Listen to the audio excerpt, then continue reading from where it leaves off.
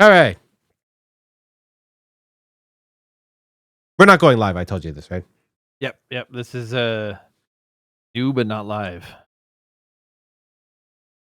Released on October 12th, 2023, Star Trek Infinite was the first, I think it's the first 4X grand strategy video game developed by Argentinian studio Nimble Giant Entertainment and published by Paradox Interactive, starring the Star Trek franchise. Hey! And you know what? You see Star Trek and you think of 4X games and you're like, well, that obviously goes hand in hand. So why didn't this come earlier? Well, we'll find out when we review Star Trek Infinite today on Geeks with Kids. Joining me today is Shows. We are the PC gamers of this group, pretty much, I feel. Yeah. And also Steam Deck gamers. Steam Deck gamers. I didn't even try this on Steam Deck. Anyway, we got this. We saw this game. I would not want to play a mouse clicky game on the Steam Deck. We'll talk about that in a sec. Although some people have, like, Baldur's Gate is a. We'll talk about it later. Yeah. So yeah, we're talking about Star Trek Infinite. It came out. We saw the trailers for it, and we were like, well, shit, let's pre-order this. And you got a bunch of things. I don't think we're going to do a What's Good today because I just want this to be a quick little review. We both had very strong feelings about this game as soon as we played it. And this is released on PC, just PC right now. It is, PC, Windows, and Mac. Who's playing video games on Macs? You can load it up on your G4, your clamshell, your turquoise clamshell G4. Right. That's all I wanted. I wanted one of those iMacs back in the day. The toilet seat one. Anyways, so this game is a 4X game, which is a one of those crazy resource games. It's basically explore, expand, exploit, and exterminate. That's what the 4Xs are. Other games are like Free Civ or Masters of Orion. It's that type of game. Stellaris, which we will talk about later. Basically, you control a group of, like, a civilization or something, and then you try and expand. Right? That's what 4X games basically are. It's a spreadsheet simulator, basically. It's a giant like Risk. No, that's not even a good. Allies and Axis more. Yeah, so much going on. Like, it's if you feel like any game that you play doesn't have enough stuff going on in it, then you get into 4X games. And then you need a spreadsheet on your one monitor. Then you need tutorials on the other monitor because you're gonna have to go through tutorials anyway. So you get into Star Trek Infinite, and you're like, obviously, this is a game about Star Trek. It's set during the TNG Deep Space Nine era. That's fine. Everything seems to be based on there. Then I sort of wanted to see, like I wanted to see the original 4 races, right, of the Federation. We didn't get that. No. We get the Klingons, the Romulans, and the Federation as the playable classes. Each have their own sort of, specific thing. You also get the Cardassians. I said that. I said the 4th one. That was 4th. Did you say that? Okay. I did. I said Federation, Klingons, Romulans, and Cardassians. Not like Khloe Kardashian or any of those. The good ones. And they all have specific traits. So Federation is pretty much the class where you can do diplomacy, right? Klingons are the war one. So if you want to expand, you go to the Klingons. Romulans are the spycraft people, and I never played the Cardassians. What did they do? No, I did not even try it. I didn't care. Get that far. Nope. So in this game, you expand, you try and conquer, you do diplomacy. Each faction has its own mission tree, so you can go through the different stories and basically go for it. Oh, Cardassians are spying. Romulans are on stealth. Mm-hmm. Yeah, okay, I guess that makes sense. It was just as I read down the thing. Espionage. Basically, if you've ever played Stellaris, this is a Star Trek version of Stellaris, a very bare bone version of Stellaris. It's actually built off of the Stellaris engine. They're working in collaboration with Paradox. Yep. To use the Stellaris engine and to use an earlier version of the Stellaris engine. So a lot of the nice little upgrades and like life improvements that they might have put in, quality of life improvements. They have not put into this particular version. So, which is funny because Stellaris is fairly old at this point. It came out in 2016. So yeah, and it's got tons. I remember reading it's got so much DLC.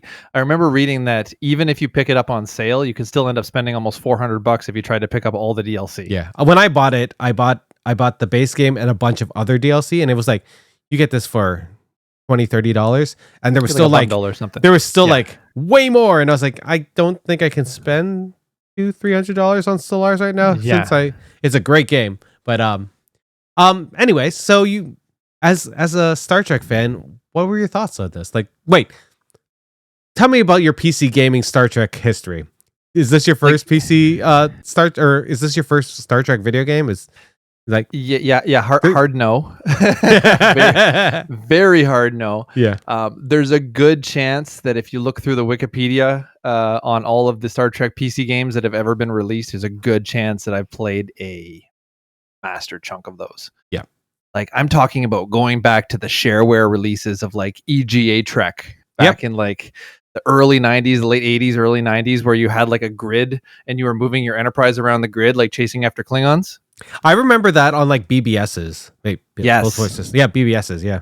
Right. And then you move into things like Star Trek 25th Anniversary by Interplay when that came out, and Judgment Rights, all the way into Star Trek Starfleet Academy, which I still remember the cover of PC Gamer when Starfleet Academy was announced, and it was going to have like FMVs in it and everything. Super excited. Still an awesome game to play. They didn't quite do everything they announced on that not everything. Cover. No. I have that PC Gamer still. But they brought in they had some of the original cast. Yeah. They brought in who was in that? George Takei was in that, wasn't he? George Takei. He played like Admiral Sulu or Captain Sulu or something in the Academy. Anyway, yeah, sort of going through the Trek games, like all the way through. I remember being there day one when Star Trek Online came out. I bought it in like a physical copy, like a box. Star Trek They Online. had a physical copy of Star Trek Online? Did. Man. I have the disc somewhere, but now it's like a free to play thing. Star Trek games are my bread and butter. I love Star Trek games. And why would you play Bridge Commander with me? No, just joking. I like Bridge Commander. Me too. Are you talking about Bridge Commander? Or are you talking about the VR one? The VR one. What was it called? I thought that was called Bridge Commander. No, that was Star Trek Crew Simulator or something. I got it on. It's on what, the Ubisoft Ubisoft. Yeah. Don't install that launcher. Yeah. It's wonky. That's a wonky one to play if you don't have VR, and I'm guessing it's wonky if you do have VR. So, it's true. But I was so excited about Infinite because it reminded me of a game called Star Trek Birth of the Federation. Oh, which yeah. came out a while back. The problem with Birth of the Federation, and as far as I understand, it has been fixed by modders, but Birth of the Federation had a massive memory leak. So the further into the game that you played, the slower the game, it doesn't matter how fast your computer was, the system would slow down and slow down and slow down. And then you would be at a certain number of turns and the game would just crash straight out because there was a memory leak in the code and there was nothing that you could do about it. They didn't put out an official patch. So that was the first 4X Star Trek game. Yeah. And it was fun. I really enjoyed Birth of the Federation, and I do want to eventually get back into it. I don't think you can buy it anywhere. I would be more than happy to pick up some of these Star Trek games if they would put them on more GOG of these online services. Like yeah. GOG has Starfleet Academy. It's got the Interplay games. It's even put out some of the more obscure ones like Star Trek Away Team. And they have the Voyager first-person shooter on there, which is phenomenal. Elite Force and Elite Force 2. Those are great. Those are great. But yeah, Birth of the Federation. I was excited about this because I was like, oh yeah, we're gonna be playing Birth of the Federation, but we're gonna be playing in 2023, and it's gonna look amazing on my PC, and I'm gonna be building the Federation and running planets and building starships, and it did not go the way I wanted it to go. No, I agree. As someone who's played a lot of Star Trek games, I remember when they were on like NES as well, right? They had Star Trek games on the consoles, and like it's sort of the next generation on Super Nintendo was, or do you remember Star Trek 25th anniversary on the original Nintendo? On the original Nintendo, I do remember that. Right, where you're walking around, like any sort of like RTS, like it feels like that's what Star Trek should be, right? You're going around, you're exploring, or like, and 4X is even more so because you're expanding, you're trying to build relationships between. This is what Star Trek is. Yeah. The best parts of Star Trek for me are when they do all the talking and they try and do all the diplomacy and they try and, they try and find middle ground or like common ground with all these different species. Like, and then you jump into this game. There's no tutorial. So if you haven't played Stellaris, there's kind of a tutorial. There's a thing that pops up and chirps at you ever so often. And then sometimes that just keeps chirping at you like it did for my game. Yeah. And then it just wouldn't stop. And I was like, what am I missing here? And it was nothing because it was a buggy mess. Like so buggy. But and that's you go to the tree and you try and find the different things to do because you want to progress. Like you want to get the Enterprise. And I got the Enterprise. Without Picard on it, which was very confusing. And like this Enterprise D for those listening. And you have to hit certain checkpoints, right? You gotta explore systems, you gotta obviously research anomalies, Star Trek things, right? Yeah. But what you're doing is you're clicking on a ship, you're right clicking somewhere else. Hopefully it'll work, but not often. It was not working for me. I was clicking on things, they weren't moving. No, I pre-ordered. Shells pre-ordered. We both got the Cerritos and we got some other stuff. So I would always, because Cerritos is a good science ship in the game. So I'd take my Cerritos and I'd be like, okay, go voyage over here, map this area and, survey it. And they would just go over there and I'd be like, are you actually doing anything? And it wouldn't be. And I'd be like, why? What? I clicked the survey button. Survey. I'm guessing Boimler's hijinks. You know what? I would not agree with that because Boimler would be the one being like, why aren't we surveying? We should be surveying right now. He said to survey, you should be surveying. You know that's what he would do. Good point. And then Rutherford would be like, let's fix everything. Oh man. Oh, him and Tandy would be so excited to survey. Yep. And this feels like a weird thing where, and like none of the missions were fun. I think that's like there should be some sort of joy in trying to explore things because you want to learn about all these things. But even the diplomacy, you're just like, click this one or click this one, and maybe this will be good for you. And I was like, none of this is boring. All of this is boring. It was a little daunting too. And I mean, I'm not going to necessarily blame this game. I'm not a very good Stellaris player, and I'm sure if I got better at Stellaris, I might. Right, but. The way that the game works is there is a constant kind of clock ticking along. This is in real time, clicking along. You can adjust the speed of the game. You can even pause, and so you have months and years going by as stuff is going on. And at any point, you could be doing something. Okay, I'm going to build a ship over here. I'm going to prepare something over here. I need to get a new governor for this colony, whatever.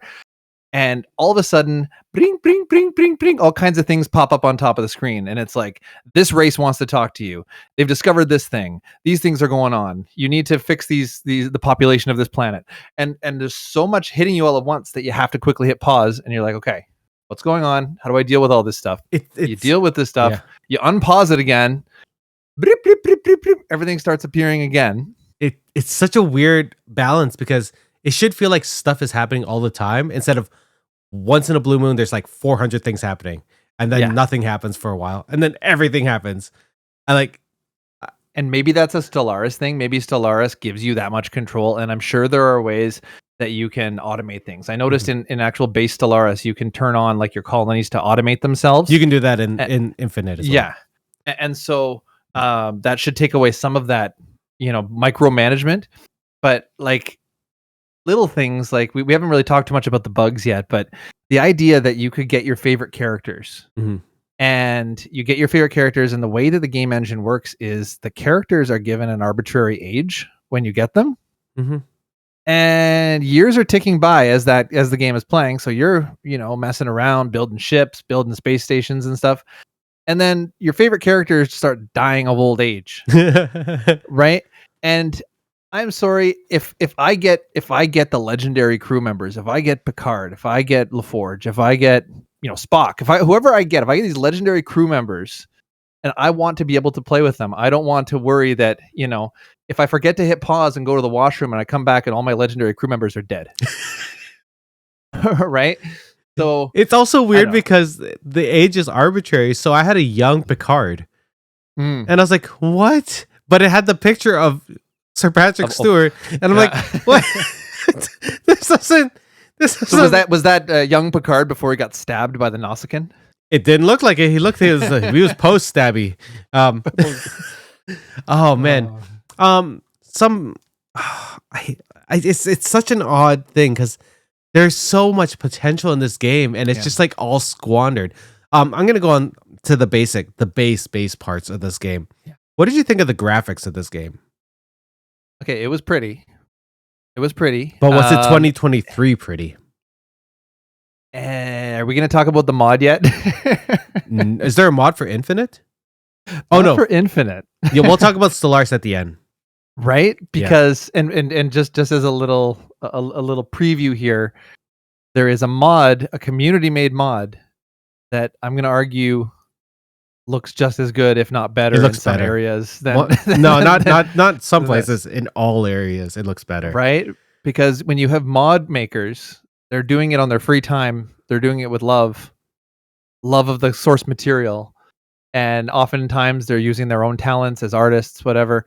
And they have unlimited time to do this. They're not on a schedule. They don't have to get like a gold master out the door. They can produce a game at their own pace, and so when you're dealing with this types of the space looked nice. You could zoom in and out of planets and things. All that looked cool, but it looked like Stellaris in 2016. Yeah, it looks like a 2016 game for sure. Which is unfortunate because even. I feel bad about saying this, but even the still art, like for the races and stuff, it doesn't look as good as it should for a game of this. Like this is Star Trek. This is a franchise that should have amazing art, even if it's just a still image of like. I think the first planet I was in negotiations with was Bajor. Okay, so like I know what a Bajoran looks like. But did the artists who drew them sort of? It looks so. I don't know if they were trying to get that early 90s art aesthetic or what they were doing, but it didn't. I feel like when we went to Fan Expo this year, I went through Artist Alley and all the art by these amazing, like, I don't want to say amateur because they're professional, they're artists, but they're in Artist Alley. Like all of the art there blew me away, and it was all better than the art in this game. Like all of it. And it kind of matched the Stellaris art feel, kind of. Like it had kind of looked a little bit cartoony, a little bit. I'm trying to figure out the best way to describe it. It looked a little bit retro and a little bit comic book almost. Yeah, but not without the charm. Yeah. Does that make sense? Yeah. Mm-hmm. So graphics, music. Did you notice it? Nothing really noticeable. It doesn't feel like Star Trek without Star Trek music, does it? Yeah. And even like it didn't have hints of Star Trek. Like you can do a Star Trek score for a video game without it outright taking a Jerry Goldsmith theme, right? It was so, and that's one of those things I listen for, especially in games like this. If you play a Star Wars game, you play a Star Trek game, you expect Star Trek or Star Wars music, right? Mm-hmm. It wasn't here. I feel like that's what lost a lot of the feeling for me. Yeah, you wanted those. If you're exploring, you want to hear the or something like that. But it was sweeping strings. You want to hear some French horns. Yeah, all I heard was and then which is the sound your ship makes. I don't know if that's the right sound that my ship made when I was canceling, but those are the sounds I got. Who knows? Because it was sort of buggy. Did you ever end up doing any of the battles? No. Oh, okay. I got into a couple. Not. Okay, tell me about it. You have to micromanage in a battle, right? Like, because you'll have multiple ships, you'll be against other things, but like you could spend how long was my battle? 20 something minutes, maybe 30 minutes, and like I did so much to be like, okay, I'm gonna survive this. That, but it was all sort of squashed because another group of my Federation ships just came in and saved me, and I was like, oh, I guess I don't get to win this battle on my own. And I don't know if that's a normal thing, but I felt defeated even though we won the battle. Birth of the Federation had kind of cruddy battles too. Yeah. It did not work well. There was a Star Wars game that came out Empire at years War ago. Empire at War. Awesome game. Yes. Awesome game. It was like StarCraft, but Star Wars. Yeah. So you got to play that stuff, but there was also like space battles that you got to play on this sort of 2D plane, and you could put all your X-Wing fighters and it was a lot of fun to do, like to do those battles and stuff, and you could build up your planets. And I almost kind of wish that this game was a little more like that. I agree. And I think that people that are really into games like Stellaris would probably say that that's too simplified for what they were looking for. Yeah. But at some point, like I said before, there was too much popping up on the screen for me to feel like I was enjoying a Star Trek experience, and I was worried more about all of the logistics of everything. It was almost like trying to play Sim City and dealing with tax and dealing with, are you paying your fire department enough money when all you want to do is build a city? I mean, I don't mind it, but I don't want it like to inundate me. Like I want it to happen. Okay. I want it to be organic. You don't see that in Star Trek where 1,400 things happen at the same time, unless the Borg attack, That's just 1,400 things would happen at the same time in Star Trek, but you'd have a lot of different people working on them together. Yes, it wouldn't just be one person. You'd be like, it felt like you're the president of the Federation, and there were no admirals below you doing anything else. Nobody doing anything. They're all just sort of sitting around twiddling their thumbs, waiting for you to give them some orders. Right? Oh man. So before we talk about Stellaris, and is there anything else you want to talk about this game? I honestly, at this point, we are a week away. Like it was released 1 week ago. Yeah. I cannot recommend this game. So I refunded my pre-order. Me too. Not because I was trying to make some kind of statement against the developers or anything. I know that they probably worked really hard to produce this game. I did the refund because this game was not ready for prime time. It was unplayable. Like the amount of bugs, like the sound effects, yeah, sure. So sometimes sound effects glitch. But if I'm pressing something multiple times just for one action, and it's supposed to be a one button press, that's just tedious. That's too much. Now, is this going to be like a No Man's Sky, and are we going to get like a beautiful version of this game 6 months from now, a year from now? I don't doubt that. Maybe. And will it be on sale on a Steam sale? Maybe. Yeah. The thing about this game is, since it's based off of Stellaris, people will be able to mod it. And I feel like this game is going to be really good in about a year when people have a chance to be like, this is what we need to fix. And the community and Star Trek fans in particular are going to be like super passionate about this. At least fixing it, because this is a game that needs to happen. Also, only 4 races? 4 races? 4? Yeah. Yeah. So switching over to Stellaris. Yeah. And talking about the Star Trek community. Wait, do you recommend it at this moment? Absolutely not. Also, it's not Steam Deck compatible. Don't try this game on Steam Deck. That's weird. No. That would be so weird. Like with little touch pads and stuff and trying to like right click. I wouldn't be able to read anything. The text is already small as it is on my monitor.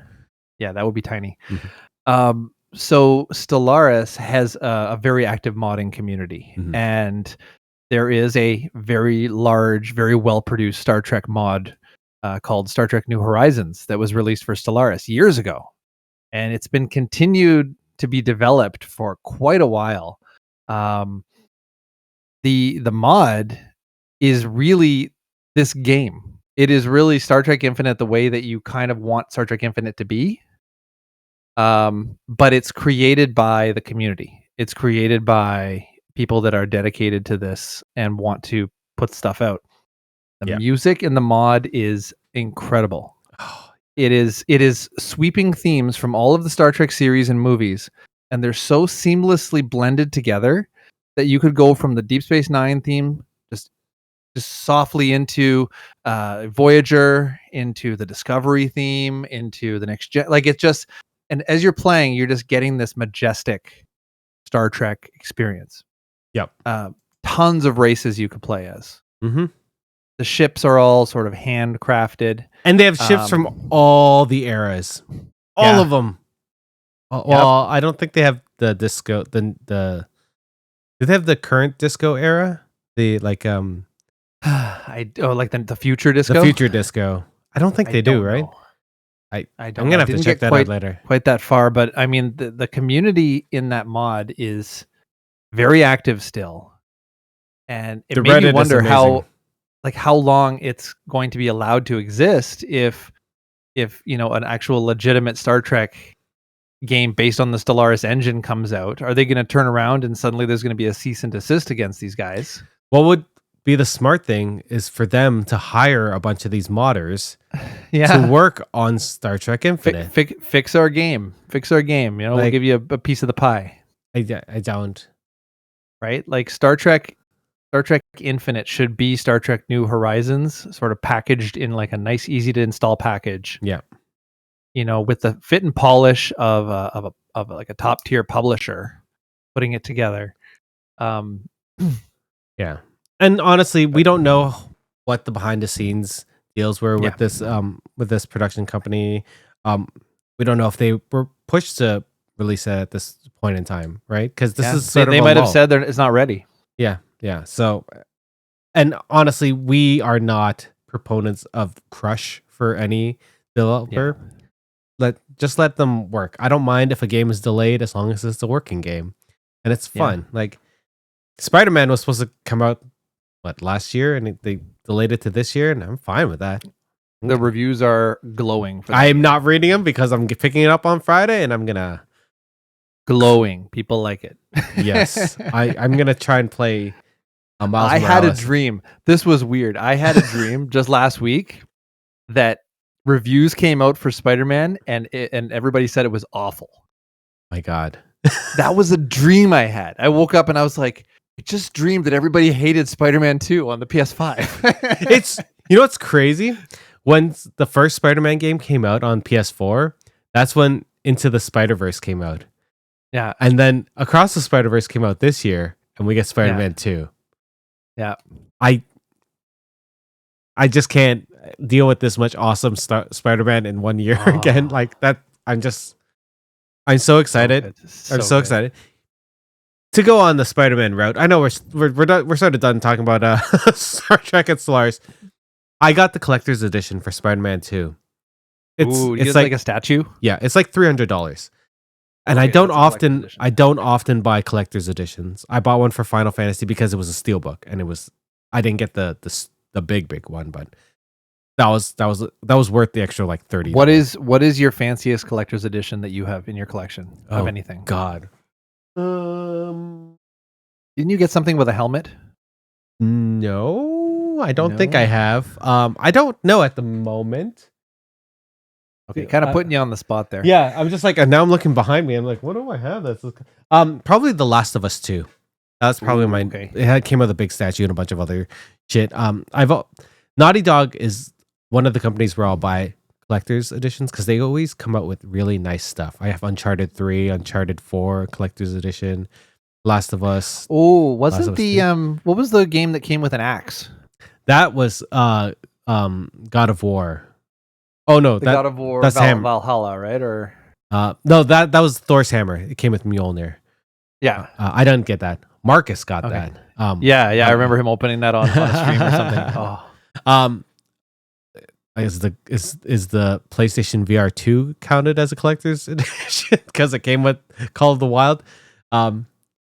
Anyway, I got Spider-Man 2, right? The collector's edition. It doesn't come with a disc. It's just a download code.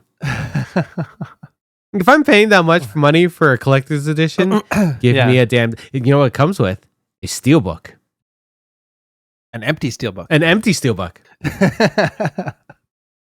But wow, are they thinking that they did it that way so that they didn't have to actually press a disc that was going to have to end up being, probably a completely different build anyway when you went to download it?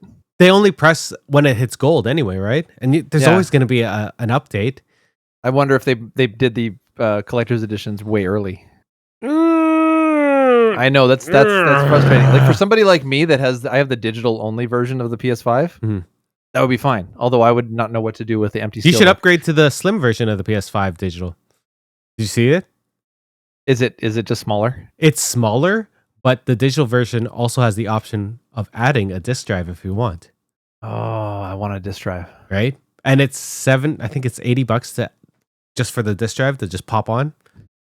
Ooh. See, the thing is, I don't think it's worth it for me to have two PS5s. Well, you sell the old one and you upgrade to the... It's much smaller though, like way smaller. I'm not gonna convince you to do that. Any other final thoughts on Star Trek Infinite? I'm sort of disappointed by it. I was so excited for it. The modding community for Star Trek games is really good. Like there have been some great games in the past that have come out and have been given new life. Games like Bridge Commander, Star Trek Bridge Commander, you can get like the full 4K graphics update, and it looks gorgeous when you play it. And they've fixed a lot of stuff about the game and how it plays and how it runs on modern machines. Bridge Crew, that's what it was called. Bridge Crew was the one you're thinking Ubisoft, of. Yeah, my bad. Yeah. Other games that they've put out, like that they've updated. Obviously, Star Trek Online still works well. The games on GOG all run beautifully. Anything where you can take an older game and give it some new life. There have been such good games out there. There was one that came out, I'm thinking in the late aughts, that was like, I think it was came out on PC and Xbox 360. It was called Star Trek Legacy. And it was a game that was kind of like an arcade style, like you would not really arcade style, it's not the best way to put it. It was kind of like a simulation style game. You would have a particular ship and you would do battles. Like an RTS, like a real-time strategy game? Kind of, except you were kind of controlling the ships a little closer than... Wait, is it like... What's that mobile game? The Star Trek... there's a ship Star Trek game. Fleet Commander? No, that's not right. Yeah, not Fleet Commander. I know what you're talking about though. The one that's kind of like the mobile thing. Yeah. No, anyway, that's not important. Look up Star Trek Legacy. Star Trek Legacy. Not the new TV series that everybody's hoping for. Is a 2006 real-time tactics space combat video game for Microsoft Windows and Xbox 360. Screenshots, and you get an idea of what it kind of looks like. It's almost like Naval Command. It's like naval battles. Right, because you got these big giant ships and you're battling. You know what sells me on this game is that the first screenshot that I see is of the NX-01, which is like one of my favorite ships. So they go through in that game. They go through like the whole, like the legacy of Star Trek up to that point, right? So you had Voyager, DS9, you had Enterprise. That's what I wanted Infinite to do. So it's a fun game to play, but it was also really buggy when it came out. And I've been dying to find a way to play. I'm sure there are dark ways to play this on the internet. I'm sure I could find like abandonware or something and play this somewhere. It's on myabandonware.com. Yeah, but I would love it if they put this on GOG. I will pay money to buy like a nicely sort of optimized version of this game and play this on a modern system. And let people mod it. Let people mod it. Let people add Discovery and a bunch of new ships that aren't normally in there. There's just so many good Star Trek games out there that I would love to see sort of brought back to life. This game, like Infinite, is not like I really wanted to like it. Like I honestly was like I was super excited for it, and I was sort of bummed when I played it. And that you don't want to be sad when you play a game, any game, unless it's about being sad. Right? Like like this game. I don't know. What was that game? What was that game where you went back? You got to rewind time as you played. It was a platformer. Oh, I know what you're talking about too. It was like a side scroller and Bastion, right? not Bastion. No, it was like a little dude, and he would run, and then he would rewind time, and you Wasn't that solve Bastion? puzzles and stuff. No, it was because it was like a sad game, and it was like the guy was going through like a breakup or something, and I think it's by the same developer, isn't it? It's by Supergiant, I feel. Oh my god, why can't I think of these games? Transistors by nope. I thought it was Bastion. Anyway. Yeah, I'm gonna figure it out as really what I want 10 time manipulation games of all time. Come on, it's got to be on here. What I wanted this game to be was I wanted to live in the Braid. shoes. It was called Braid. Braid, yeah, you're right. Braid. And it looks like it's an oil painting. Yes, I do love that game. I wanted to live in the time of Jonathan Archer. I wanted to see the Federation be built up. I wanted to, reach out and explore strange new worlds, right? You wanted to build. I wanted to build it. I wanted to meet the Andorians. I wanted to build relations with them. I wanted to have maybe sort of sexy times with the Andorians, and then build the Federation, just like any Star Trek fan, right? Right. And then, and if that, like, could you imagine if it was like a 4-act game? The first act was the building of the Federation. The second act was the TOS era. The third act was TNG, and then the fourth act was, I don't know, something. That would be amazing. Like the disco era, like in the future disco era, would be really cool. Like you want to see the evolution of these civilizations that you're building. Like if you do it down to four races of 4 civilizations, at least make it epic enough that you want to see it through. I can't even imagine where the storylines of the Romulans and the Cardassians and the Klingons go, just based on how sort of boring the Federation one was. Yeah. I heard that the Federation one was actually the most interesting. Oh God, that makes it even worse, man. And I tried like 2 or 3 other races. I was just like, I can't deal with this. So if they can fix this game, if they can fix the bugs, give people I think they were already going to build in the ability to mod this game. So I think mods were already going to be in there. Yeah, that makes sense. If they were going to fix this game's bugs, allow modders to do things like, I don't know, don't let my, Captain Archer die of old age. If I'm going to have a fleet, I want to have NX-01. I want Archer captaining it, and I want it to go on adventures with Picard's Enterprise D. Yeah. If I and Worf's Enterprise E. Yeah. Right. Until bad things happen that we're not aware. We don't want to talk about it. But yeah. Also, as you talk about that, the ships didn't feel really different. No. They all moved the same distance and the same speed, and they sort of, some things had certain options that they could do, and then some couldn't, but they all felt like the same ship. You couldn't really see them either. Before we end this episode, I want you to go to a Twitter account, an X account. No, we call it Twitter here. It's twitter.com/alltrekgames. All Trek games. All right. And I just want you to scroll through a little bit. This particular Twitter handle, this person, his goal is to play every Star Trek game that's ever been made for PC. Whoa. Is there Star Trek in Fortnite? Right now there is. There's a collaboration going on with Kid Cudi. Kid Cudi's amazing. Have you heard his music? Also, his Star Trek single is so good. He was in the latest Back to Bill and Ted movie, if you saw it. Oh, okay. Yeah, he was in that. Just a reminder, Star Trek Infinite is being released today. However, there are no reviews of the game yet. Ooh. Right, so this All Trek games, like he's got all kinds of like screenshots He's tried all these different things, Bridge Commander, like even stuff that's been unreleased. He'll put like screenshots of games that never made it to release. Mm-hmm. Like Star Trek Next Generation of Final Unity came out in 95. It had the entire cast of the Next Generation doing voices. There were no voices in this game too. Yeah. Like I you know what, at the bare minimum, I expected the tutorial voice to be the computer voice. At the bare minimum. Okay, in the mod, the New Horizons mod, they make the tutorial Q. See, that makes sense too. Q is the tutorial, and he talks about, oh, this is what you're gonna do with the universe. Now, it's not John Delancey. They have it's the community, right? So they have somebody who sort of sounds a little bit like John Delancey, right?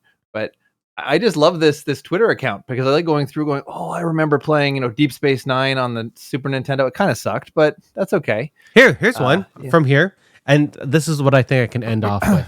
This year, we got Star Trek Resurgence, which was a Telltale style Star Trek game where you basically live in a Star Trek episode. The game is visually sort of wonky. Some of the controls are weird. The music is pretty good. And it feels like you're in Star Trek. So if you're going to play a Star Trek game from this year, play Star Trek Resurgence because at least it feels like Star Trek. Did you end up playing that game? I have not. I'm gonna wait for that one to pop up on sale. Yes, it's also only on Epic Game Store on PC, which really bothers me. I hate when they do that. And I think they were releasing it on a bunch of other platforms. It's on console already. Is it on console now? Yeah, it came out at console at the same time. But I hate when PC does the exclusive per installer, and I hate it. Yeah. I hate it so much. Anyway, that's okay. Unfortunately, we could talk for hours about Star Trek games. We might as well do it in another time. I think we're going to talk about Spider-Man games next because Spider-Man's coming out. All in all, the one from the PlayStation 2. Oh my God, it was so good. Spider-Man 2, the one that had Doc Ock in it. Yes, that game was great. Great web slinging. So right now, I can't recommend Star Trek Infinite. Unfortunately, keep an eye on it. Hopefully, the community will strap in, get those mods out, and get things rolling because there's a lot of potential. It's just not there yet, unfortunately. Agreed. Boo. Anyway. Go play some Star Trek games. Or go on this Twitter account. All Star Trek games. Check out some old games. Yeah. You know what? Play any old games. You know what's even better? Go buy some Prodigy DVDs and watch it. And it'll be on Netflix. Yeah. So make those metrics go up so that we keep on getting Prodigy for years and years. We need more Prodigy. We need lots of Lower Decks. Damn straight. Anyway, we'll see you soon. For me, Geeks with Kids. See ya. Bye. Goodbye. Well, that's it for us this week on Geeks with Kids. If you want to get a hold of us, you can send us an email at podcast@geekswithkids.ca. And don't forget to like us on Facebook at facebook.com/geekswithkids. Follow us on Twitter at geekswithkidscn. Check out our pics on Instagram at geekswithkids. And you can find all of this good stuff on our website at www.geekswithkids.ca. So if you like what you hear, why don't you hit that subscribe button and leave us a comment. This podcast can be found on iTunes, Spotify, Google Play, Stitcher, YouTube, and your favorite podcasting app. Thanks again for listening, and we'll see you next time.